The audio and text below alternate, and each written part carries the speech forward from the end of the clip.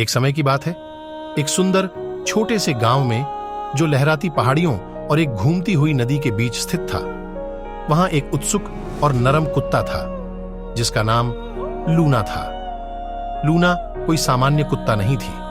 उसमें उसके आगे की दुनिया के प्रति एक अत्यधिक जिज्ञासा थी। उसकी पन्नी आंखों में आश्चर्य से चमकती थी और उसकी चिकनी काली हर रात की तरह चमकती थी। लूना एक बूढ़ी महिला लिली के साथ रहती थी, जो उसकी मानव साथी कई सालों से थी। लिली और लूना अलग नहीं किया जा सकता था। वे अपने शांत दिनों को गर्मी और प्यार के साथ बांटते थे।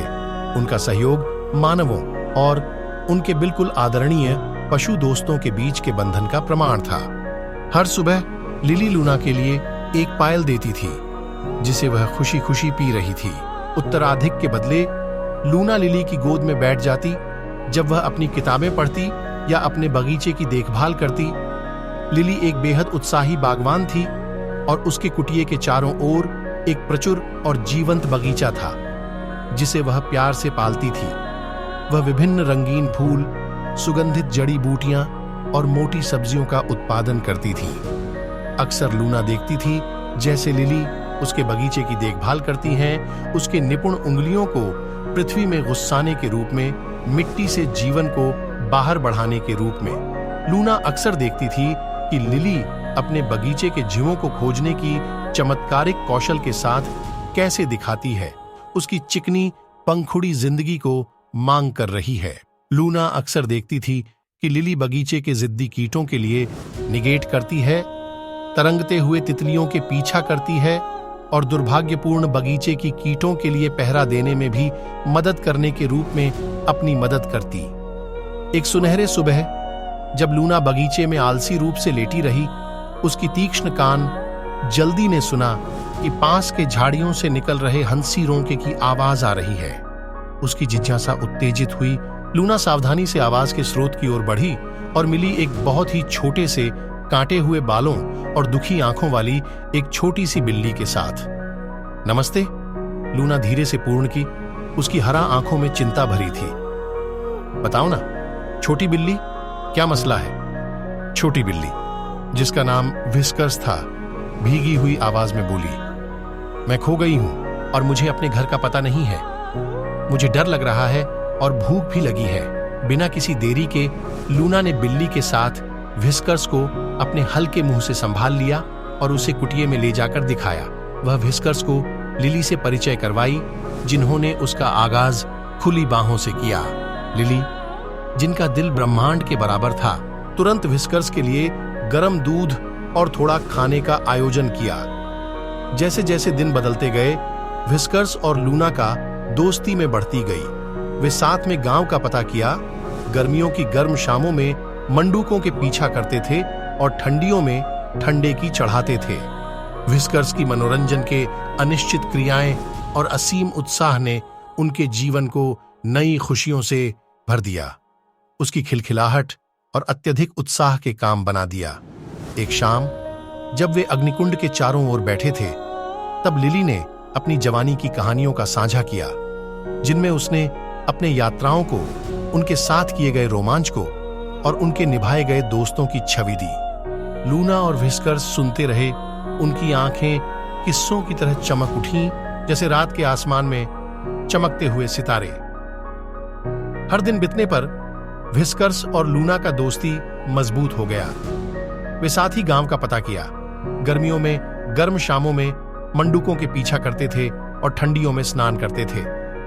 लूना की बुद्धिमता और मार्गदर्शन ने व्हिस्कर्स को एक बढ़िया सा बिल्ला बना दिया और व्हिस्कर्स भी लिली को लूना की तरह गहरा प्यार करने लगा।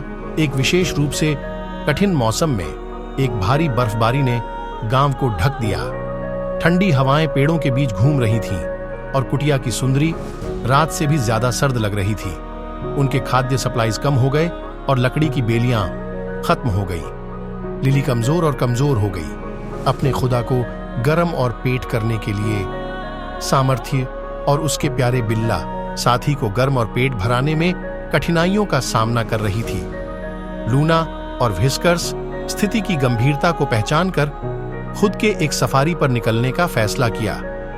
उन्होंने जान लिया कि गांव की सीमा पर एक पुरानी त्यागी बाड़ है जिसमें भूले हुए वस्त्र हैं। वे उम्मीद करते थे कि वहां कुछ मिलेगा जो उन्हें गर्मियों के मौसम को जीवन में आगे बढ़ने के लिए मदद करेगा। लूना और व्हिस्कर्स को रगड़ दी गई रैगों के साथ बंडल किया। वे बर्फ की गाढ़ चादरों में घुसे और साथ में चेस्ट को धीरे धीरे कुटिए वापस ले आए, जहां उन्होंने ध्यानपूर्वक लिली को गर्म चादरों में ढक दिया और उनके पास आकर उनकी बॉडी हीट साझा करने के लिए नेस्ल किया। दिन दोपहरों में बदल गए और जब बर्फ धीरे धीरे पिघलने लगी, लिली की ताकत वापस आ गई। उसने लूना और व्हिस्कर्स को आंखों में आंसू के साथ देखा और कहा, तुम दोनों मेरे उद्धारक हो। तुम्हारा प्यार और संकल्प ने मुझे शीतकाल के सबसे अंधेरे दिनों में गर्म रखा है। लूना और व्हिस्कर्स ने केवल पुरानी चादरों में भी शारीरिक गर्मी पाई ही नहीं थी, बल्कि उन्होंने अपनी दोस्ती की असली गहराइयों की खोज की और उनके लिली के साथ के अटूट बंधन को भी पाया। जैसे जैसे मौसम बदल गया और वसंत फूल गिरा, कुटिये के बाहर के बगीचे में रंगीन रंग चमका।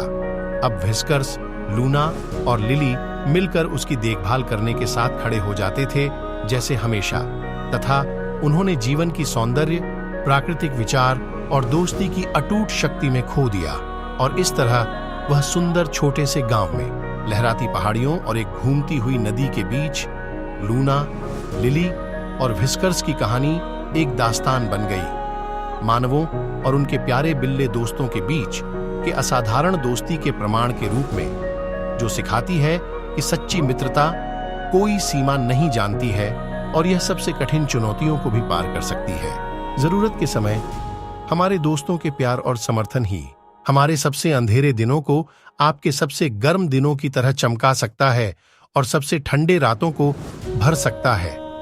जैसे ही लूना और व्हिस्कर्स ने वह पुरानी चादरों में शारीरिक गर्मी पाई, उन्होंने भी अपनी दोस्ती की गहरी और अटूट खोज की और हमें सिखाया कि उनके प्यारे दोस्तों के साथ उनके सबसे अंधेरे दिनों को प्रकाशित कर सकते हैं और उनकी सबसे ठंडे रातों में जीवन की कठिनाइयों को सहाने में सक्षम हो सकते हैं। जिस तरह लूना और व्हिस्कर्स ने लिली के साथ अपनी दोस्ती में ताकत पाई, वैसे ही हम भी अपने प्यारों के साथ के बंधन में ताकत और सांत्वना पा सकते हैं, जिन्हें हम दिल के करीबी बंधन के साथ रखते हैं।